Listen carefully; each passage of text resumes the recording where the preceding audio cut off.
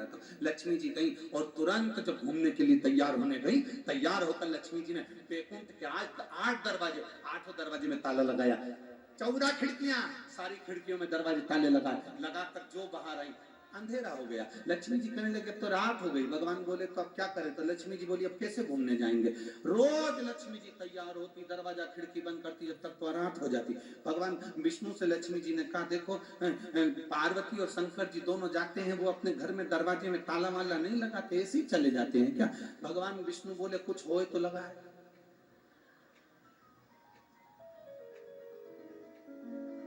तो उनके घर में कुछ नहीं है। इतने में भगवान नारायण बोले थोड़ा बहुत होगा भी। जब वो जाते हैं घूमने तो अपने गले में से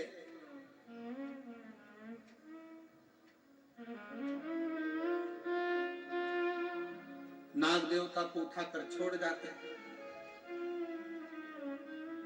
रोज जाते हैं, हाँ, सांप छोड़कर चले जाते। तो कोई उनके घर में नहीं जाता। शंकर जी बोले जिसके पाप में दम हो तो चले जाए।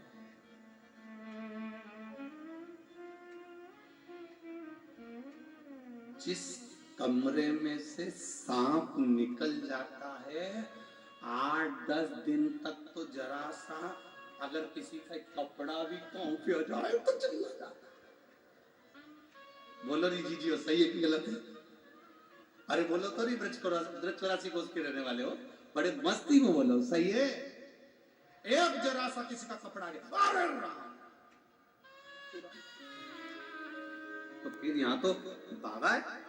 अब पार्वती जी को लगा कि रोज घूमने जाते हैं, रोज भ्रमण पर जाते हैं, पर आज तो गजब कर दिया बाबा ने, मुझको लेकर नहीं गए, मेरे को लेकर नहीं गए। और पार्वती जी को गुस्सा आ गया। पार्वती जी बोली तुम जाओ हम भी जाते। और पार्वती मैया तुरंत यशोदा जी के यहाँ पहुंच गई। और यशोदा रानी के यहाँ जैसे पार्वती मैया पहुंची, सुंदर माथे पर बिंदी माता के, सुंदर लाल चुंदड़ी माता की, और एक बुजुर्ग बूढ़ी का रूप रखकर, होठों पे लाली, नैनों में सुरमा, मेरी माँ के बालों में गजरा, और बुजुर्ग।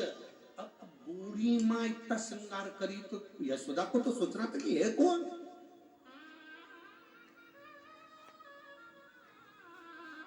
श्रृंगार कर कर पार्वती जी पहुंच गई यशोदा जी के। यशोदा जी ने दरवाजा बजाया।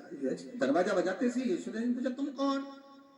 पार्वती जी मौली में ब्रज की गोपी हूँ, मैं तो यहाँ से निकल रही थी तो तुमको कुछ सीख देने के लिए आई हूँ।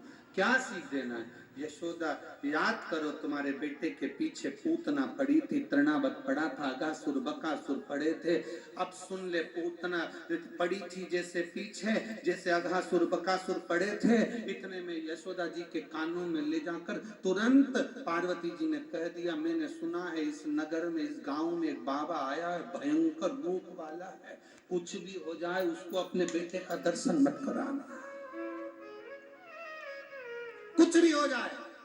यशोदा जी ने तुरंत, और बहुत ध्यान देना महाराज, जहर